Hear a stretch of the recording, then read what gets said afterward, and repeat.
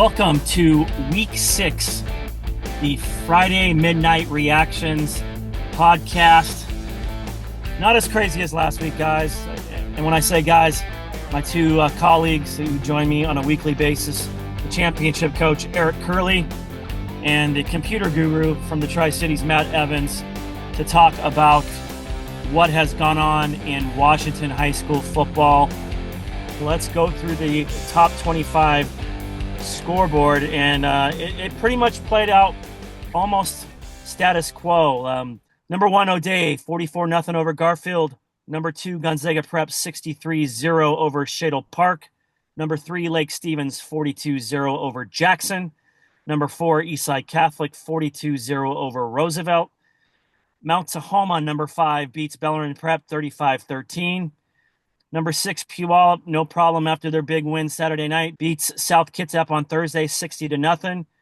Number 7, Chiawana, 59-6 over Pasco. Number 8, Graham Kapowsin, Eric Kurle's old team. Rivalry game, 20-10 over Bethel. Number 9, Kennewick, 28-0 over Walla Walla. Number 10, Archbishop Murphy, 43-7 over number 11, Anacortes, the game which I was at.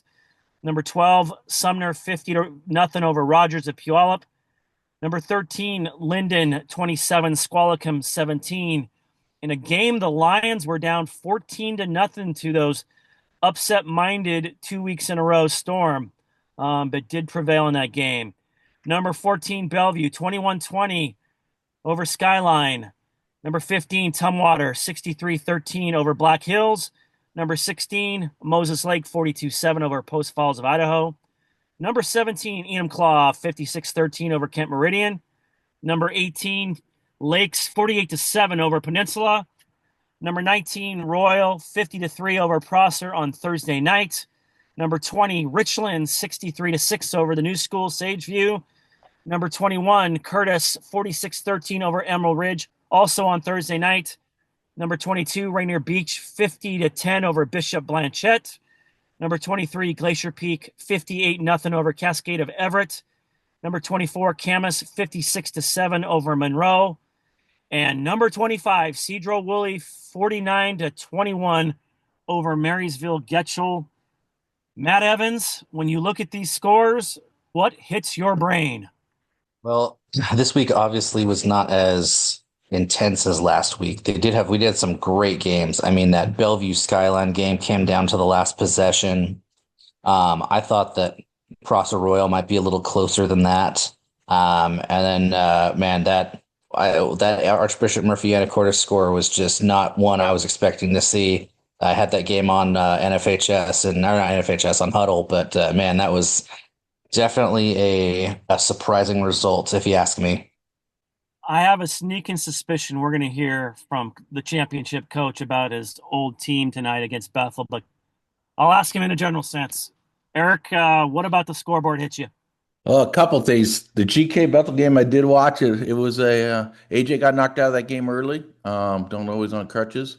But and Colton Wadley, a kid that's been in the youth program forever, came in and played a solid game in there and kept it GK in it. But they had some ejections, both teams. It was a little sloppy at times, but Greg Logan, special teams coordinator, made 2 onside kicks second half that made big plays after a big penalty that got a short field. So that's pretty impressive. Greg's a heck of a coach.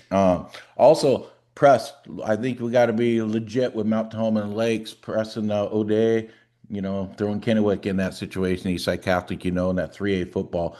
But Mount Tahoma and Lakes are taking care of business right now. And then Power 2 Skyline playing right with that. They had to do some things different because of what Bellevue was doing defensively. The quarterback took off and made some plays to make that thing a game, and then Power to Bellevue just getting after it and being able to block that PAT. Well, hey, shout out to Newport tonight, guys. We talked about this, Matt Evans and I did on the midweek podcast. We didn't think this was going to be an easy game for number 1 Freeman, and it was not an easy game. It was a high-scoring game. Freeman in the red zone in the final minutes, and Newport gets the hold at home to post the big win, and now in the driver's seat of the 2B Northeast League. Obviously a legitimate state contender. I was at the Archbishop Murphy Anacortes game, guys, as you know, and I haven't seen a defensive effort like that in a very long time. Anacortes had minus 14 yards at half and no first downs. Archbishop Murphy did whatever it wanted with its front seven. Really had Ryan Harrington running around off kilter. They were off timing. Anacortes never found an offensive rhythm. Very impressive, complete effort by Archbishop Murphy tonight. Clearly the best team in 2A. So another guy that had a great result tonight was AJ Easley at Rochester. His team went to Kings and beat the Knights 34-24. We are going to welcome him to the podcast. Coach Easley, you guys are 5-1, building on what you guys have done the past couple years. How big a win was this for you guys tonight? It was pretty big statement win for our kids. Pretty excited to see them. Wasn't excited to get down 12-0 early, but excited to see them us get down 12-0 early and didn't flinch. We kind of shot ourselves in the foot early, gave them the ball in good territory, and then they scored, and then they got an onside kick, and they scored again. And our kids just kind of put their hard hats on and got their lunch pails and got to work and ended up going into halftime with a lead. So pretty big moment for them. Yeah, and this is a Kings team that's always in the state playoffs, always knocking on the door for a deep run. What was it about the second quarter that kind of unlocked you guys?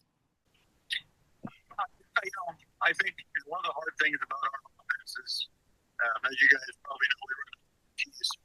The one thing that we just never know is how teams are going to play us defensively, right? Like, it's not like we run spread, like everybody runs spread, and then you show up and you're like, well, we've watched them play 7 spread teams in a row, so we know when we go, quads, this is how they're going to align, or this, you just don't know, right? And so our guys have to do a really good job of recognizing what they're seeing on the offensive line and making adjustments.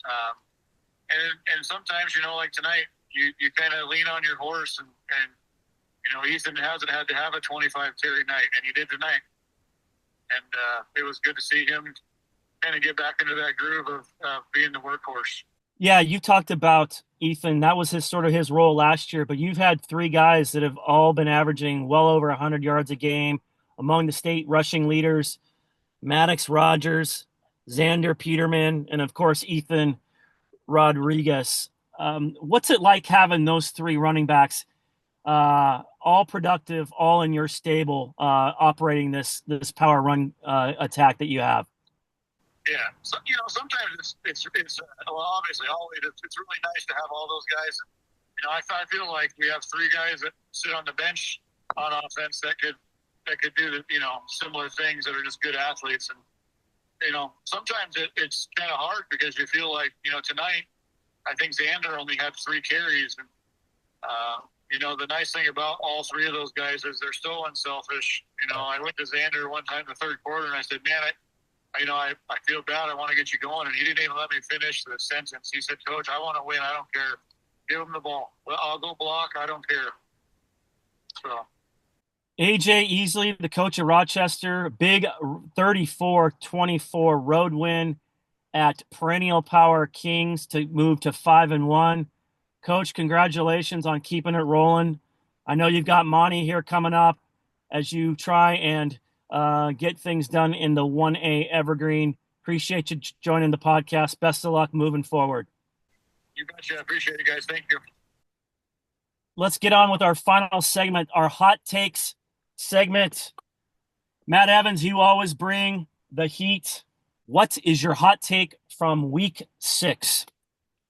Oh man, there's lots of different ways I think I could go with this one. Oh man, I don't think it's a hot take saying Archbishop Murphy's going to win 2A, especially after this week's performance. But I think I'm going to go. My hot take's going to be Mount Tahoma is going to win the 3A state championship this year. Wow. Monty Kohler might give you a call at 9 a.m. tomorrow morning, Matt Evans, for saying that. Geez. Eric Kurle, you got a response to that? You're a former championship coach. Mount Tahoma winning the 3A state championship. I tell you what, I think there's 4 or 5 in every league right now that could win a state championship. That's spots. I'm excited. My hot take is I want to see kind of East Mountain don't know a lot about it. I want to see what Chiawana and Kennewick play each other next week. So Chiawana and Kennewick play each other. That'll be a good tell game for 3A and 4A, kind of where those guys stand, kind of with that level. Excited to see that game. Yeah, I take it that Matt Evans would probably be at that game. Chiawana and Kennewick maybe hiding a little bit in the weeds. We haven't talked a lot about them here on the podcast, but obviously the biggest game in the Tri-Cities coming up. My hot take is kind of piggybacking what I said on the scoreboard watch. I was just floored by what I saw in Anacortes tonight, guys. I can't imagine there's a 2A team in the state of Washington. If that's the team that shows up on a weekly basis, I don't know anybody in 2A that's going to beat Archbishop Murphy. A very complete program. Really no weakness for a 2A team. Big, athletic, sound. Yeah, they had a few penalties tonight. But, when you have 10, 12, 14 tackles for loss and 5 or 6 sacks and force 3 turnovers on defense, and you allow your first down early in the third quarter, you can make a few mistakes. This is a very good football team Joe Cronin has. This is a team that's headed for a state championship, guy, unless something drastically comes off the tracks.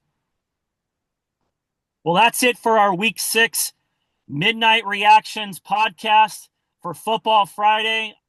I'm your host, Todd Milles. For the guys in Eastern Washington, the championship coach, Eric Kurle, and Matt Evans from Evans Rankings joining us. We will see you next week for Week 7 Washington High School football.